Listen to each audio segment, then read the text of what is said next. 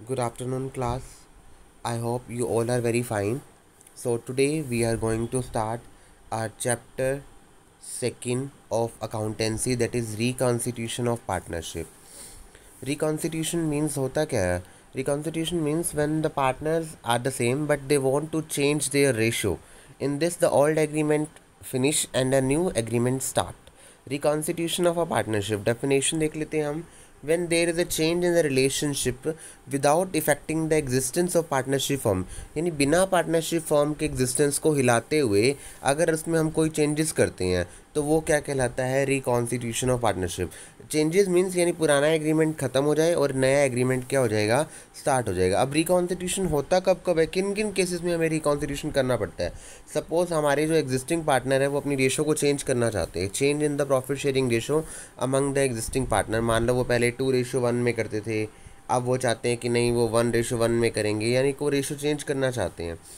Second is admission of a new partner. मान लो कोई नया पार्टनर क्या लेना चाहता है? एडमिशन लेना चाहता है, हमारे बिजनेस में ऐड होना चाहता है. इन दैट केस कोई छोड़ के जाना चाहता है, रिटायरमेंट, तो भी आपको पता है पुराना एग्रीमेंट ख़त्म हो जाएगा और न्यू बनाना पड़ेगा उन्हें. डेथ ऑफ एग्जिस्टिंग, किसी की डेथ हो जाए, या अमलगमेशन ऑफ 2 और मोर पार्टनरशिप हो. मान लो ए और बी अलग बिजनेस करते थे, सी और डी अलग करते थे, ये दोनों आपस में क्या करना चाहते हैं? मिलना चाहते हैं. दैट इज़ कॉल्ड अमलगमेशन, यानी मिलकर काम करना. तो ये आपको ध्यान रखने हैं that 5 cases. In that case reconstitution happens. First is change in the profit sharing ratio among the existing partner, admission, retirement, death and amalgamation. Now we will go to the what is the major rules that is following in this chapter, that is gaining and sacrificing ratio. तो formula क्या है हमारा दोनों का? Sacrificing ratio का formula है new ratio minus old ratio minus new ratio, और gaining ratio का फॉर्मूला है new ratio minus old ratio. अगर एक को निकालते हैं दूसरा नेगेटिव आंसर आता है तो उसका मतलब वो सेक्रीफाइस. गेनिंग निकाल रहे हो और अगर पॉजिटिव की जगह नेगेटिव में आंसर आ रहा है तो वो क्या कर रहा है? सेक्रीफाइस कर रहा है.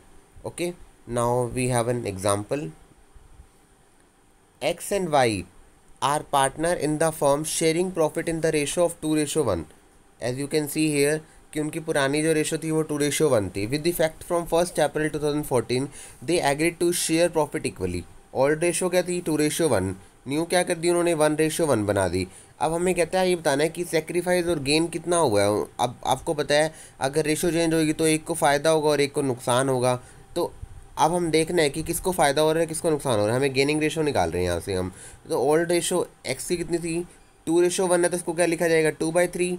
और वाई का क्या लिखा जाएगा? 1/3. ऐसे ही अब न्यू रेशो में दोनों का शेयर कितना हो गया? 1/2 और 1/2.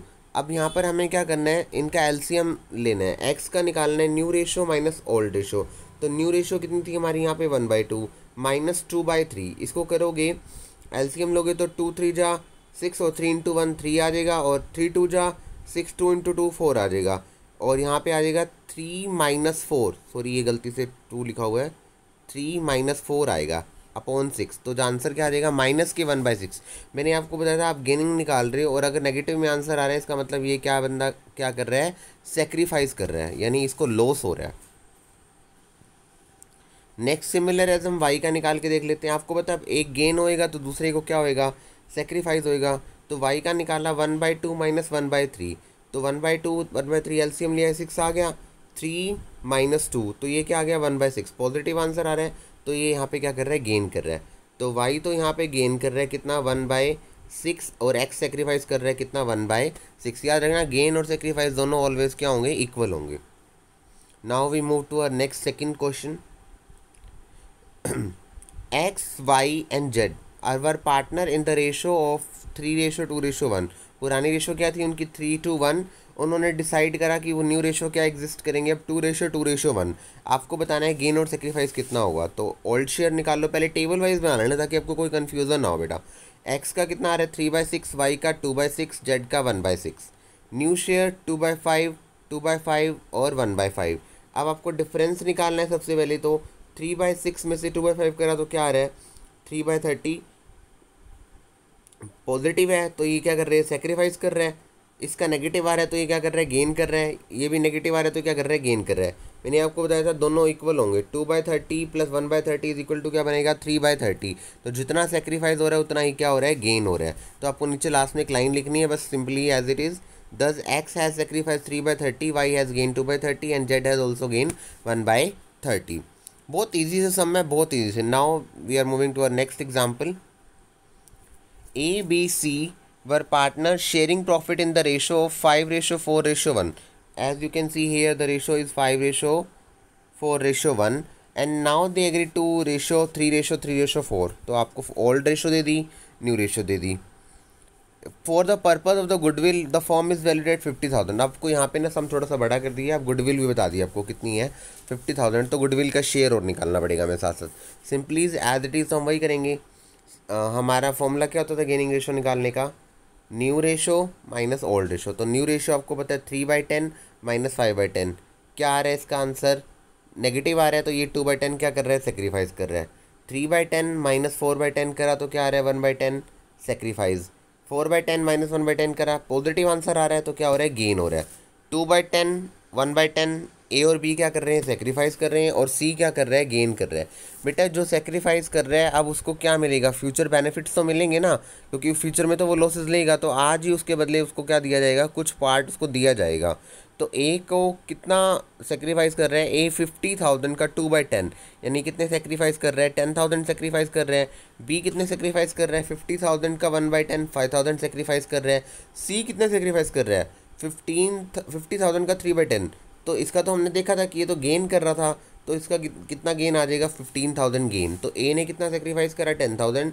बी ने 5,000 और सी ने कितना गेन करा? 15,000. Hope so you have clear here. Now we move to our next question. Question number 4. D, E and F are partner in the ratio of 5:3:2. बहुत ईजी से समय, इसलिए मैं ना सारे थोड़े से अलग अलग कंसेप्ट ले रहा हूँ ताकि आप एक बार इसको अच्छे से ट्राई कर सको. इसका मोस्ट ऑफ द चैप्टर आपका कंप्लीट हो जाएगा, half chapter near about.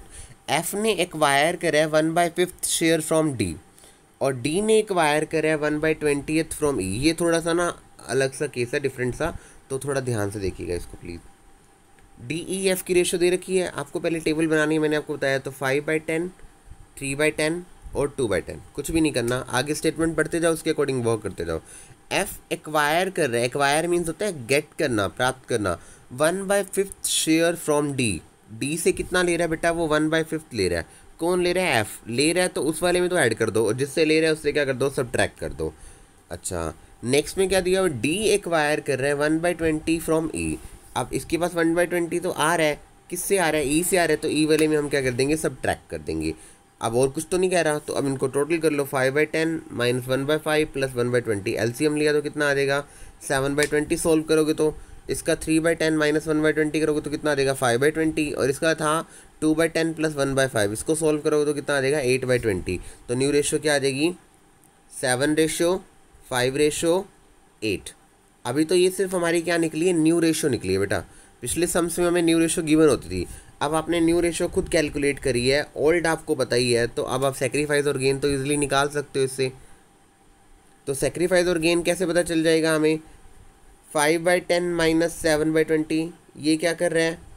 3/20 sacrifice कर रहा है, और ये 1/20 सेक्रीफाइस कर रहा है, और ये 4/20 क्या कर रहा है? गेन कर रहा है. इक्वल है 3/20 और 1/20 मिला के कितने हो रहे हैं? 4/20.